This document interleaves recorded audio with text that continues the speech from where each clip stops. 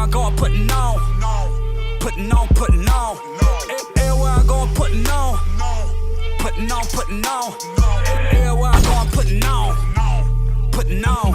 Where you from? Welcome to Popcorn Sports on the Popcorn Entertainment Network. I'm your host, Mike Kyle, and welcome yet to another episode of Why You Should Root for Every Team in the NBA in the 2018-2019 season. I, of course, am not alone. I'm joined here by Josh Bowman, editor for MavsMoneyball.com. He's also the host of the Mavs Moneyball podcast. Josh, introduce yourself. Hey, how's it going? Thanks for having me on. I appreciate it, and getting pretty excited for the season coming up with Mavs Media Day already happening and training camp going in full swing, so it's been pretty busy on our end. Absolutely, and if you haven't picked up on it already, we are covering the Dallas Mavericks today. So let's just kind of dive into the general overview of the Dallas Mavericks. So they joined the NBA in 1990, and they're called the Mavericks due to a Dallas radio contest that they held, where just fans could submit entries for a possible team name. And actually, one of the entrants citing it represents the independent and flamboyant style of Dallas people, which I thought was very interesting. Their colors are blue and white, 21 playoff appearances, one championship in 2012, defeating the Big Three Miami Heat in their first season. And they play in the Southwest Division, with Memphis, Houston, San Antonio, and New Orleans, which is really interesting. I love that all three Texas teams are in the same division. I think that creates a really, really fun dynamic for the team.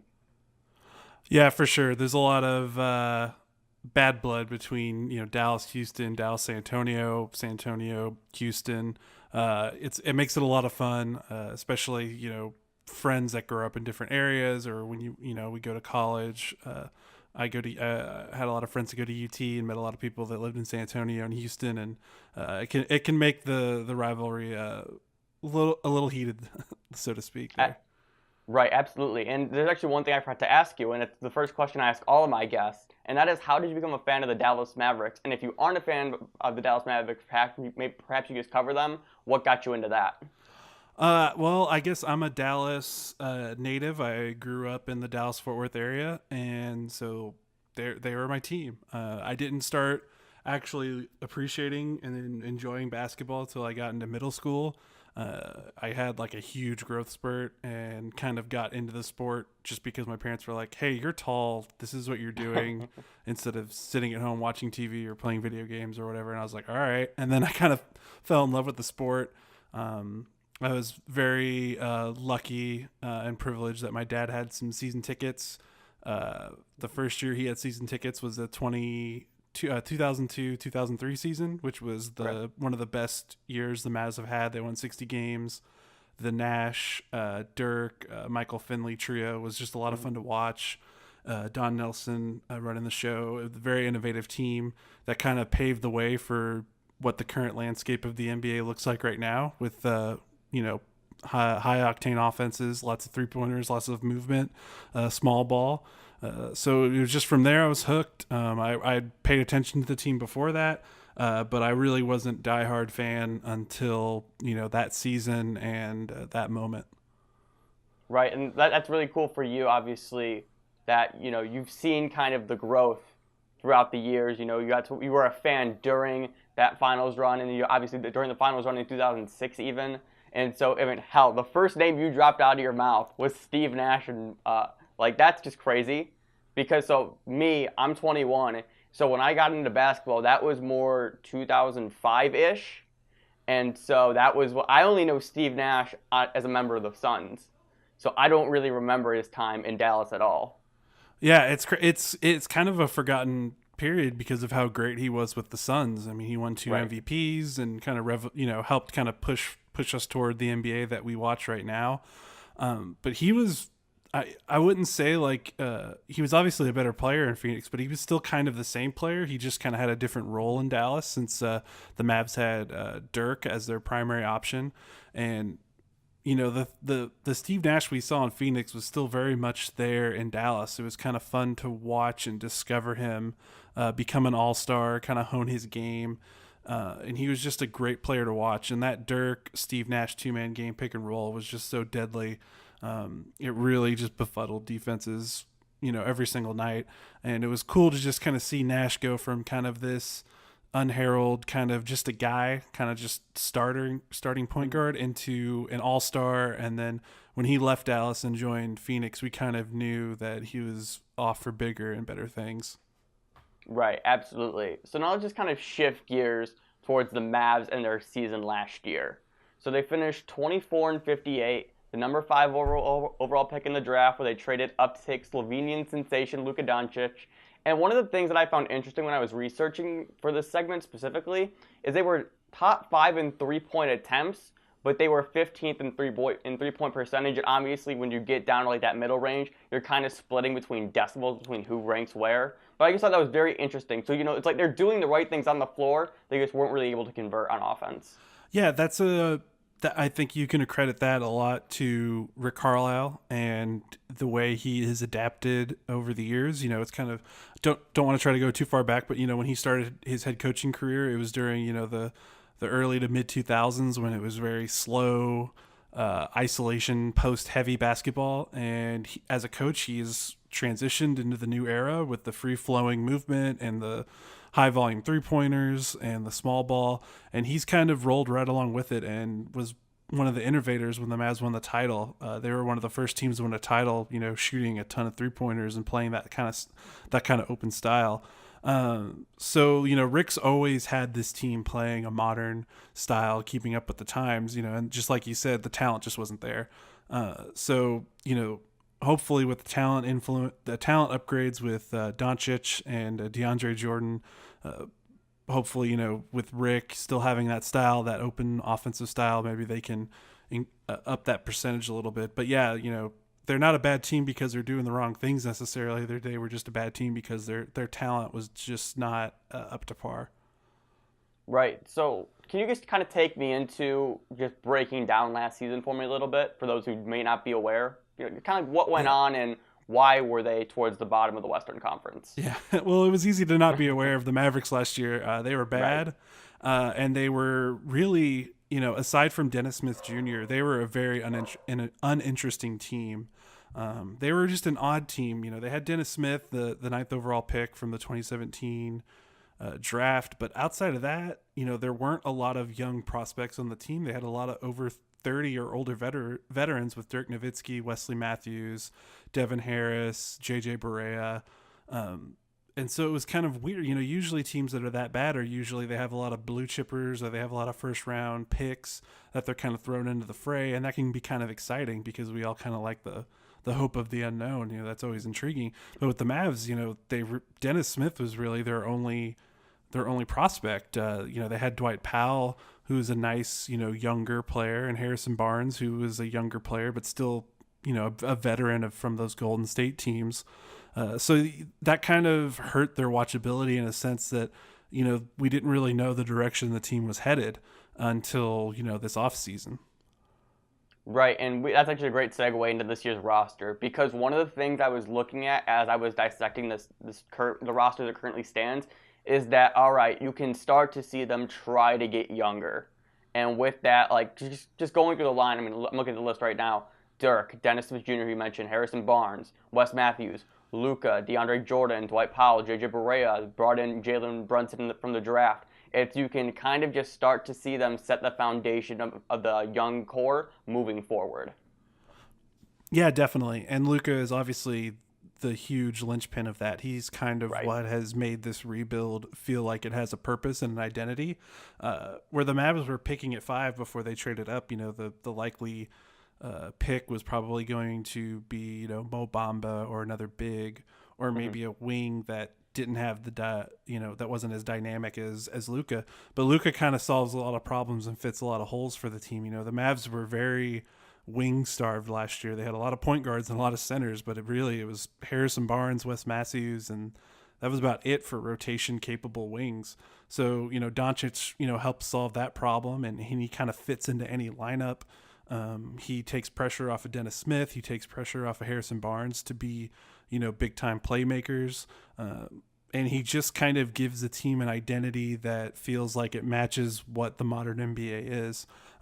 One of the weirdest things about the Mavericks last year was, despite they shot a lot of threes, they tried to take a lot of good quality shots, that the analytics era kind of deems. But man, they had a lot of short guys on the court, and then they had a lot of centers. So it's nice that they're finally going to be able to play some lineups that can kind of hang with these bigger perimeter player lineups that a lot of the better teams in the NBA have. And it's great that they have that kind of foundation to move forward. So in the next offseason, the offseason after that, before Dennis and Luka are even off their rookie contracts, they finally have something. They finally have something like a vision to build toward and aspire to. Right. Yeah. I think the biggest thing that I was just kind of noticing, like I said, as I was breaking down the roster, was that it's like, how do we get Dennis and how do we get Luka a proper supporting cast so they aren't just left swimming in the middle of the ocean this year? So, it's like you bring in DeAndre Jordan, you still have Harrison Barnes and Wes Matthews. They aren't bad players. That's the thing. It's not like these are just some stiffs. Harrison Barnes has won championships. Dirk has won championships, even if he is in the last year of his career. The amount of wisdom in that locker room to pass on to this next set of Dallas Mavericks players, it's astronomical.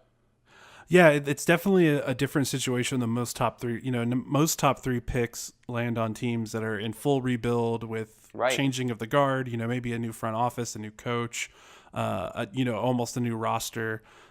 Luka is basically going to be playing with, probably more veterans than a typical top three pick will play with, and not just veterans that are kind of hanging off at the end of the bench that, might be good for the locker room, but don't really get to show it on the court. But Barnes and Wes Matthews and JJ Barea and Devin Harris, those guys are going to play.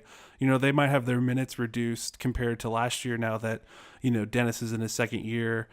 Brunson was picked this year and the Mavs really like him, and then of course Luka.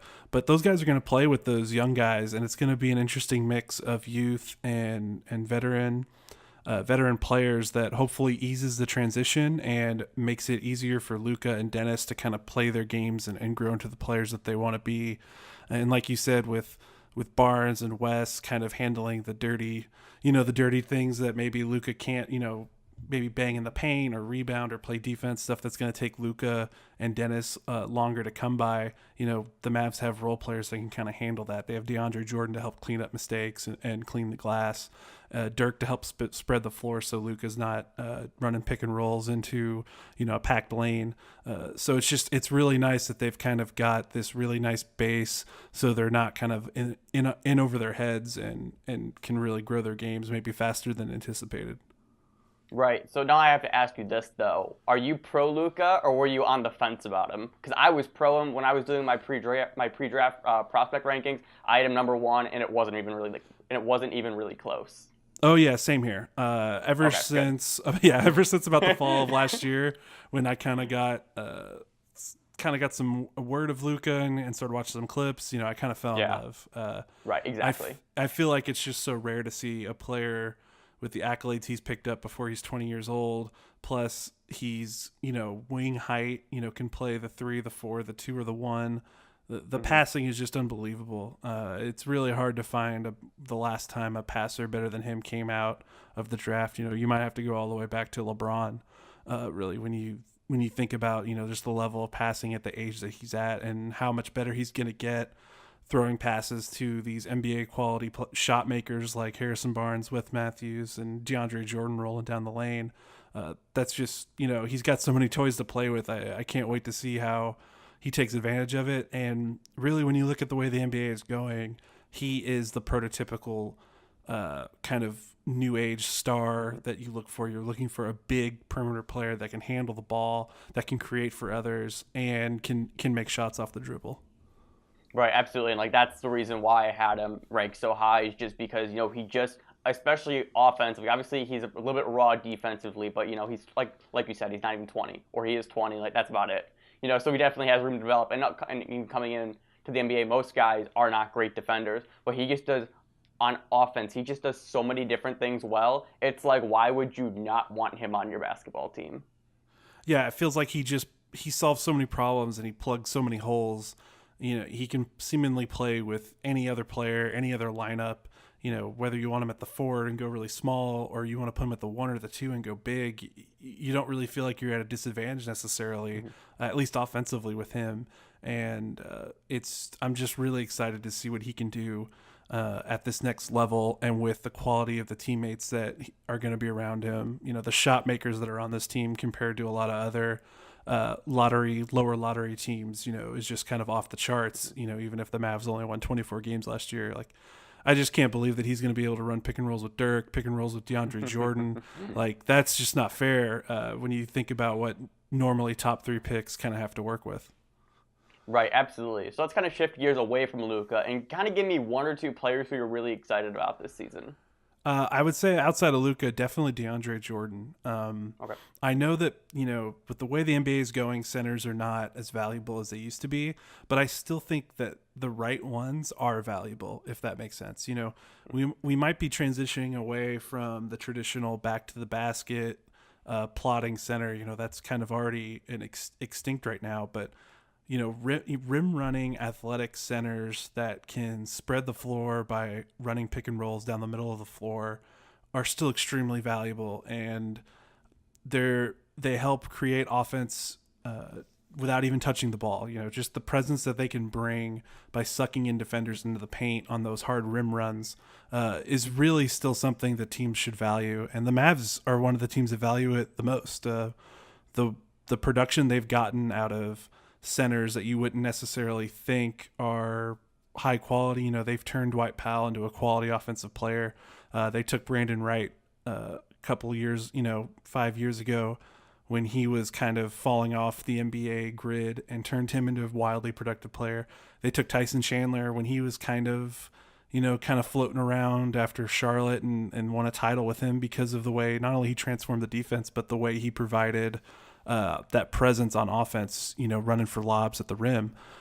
So I'm just super excited to see what basically Rick is going to have the most talented type of that center he's ever had, maybe even more than Tyson Chandler when you consider how proficient DeAndre is at pick and roll basketball, plus the fact that he's such a monster rebounder. The Mavs haven't really had a player like him, even with Tyson Chandler. DeAndre is just kind of at another level physically when you consider, his size and his strength. I'm just really excited to see what he can do in Rick Carlisle's system, which already gets the most out of these kind of rim running 5s, and he's the best one they've ever had.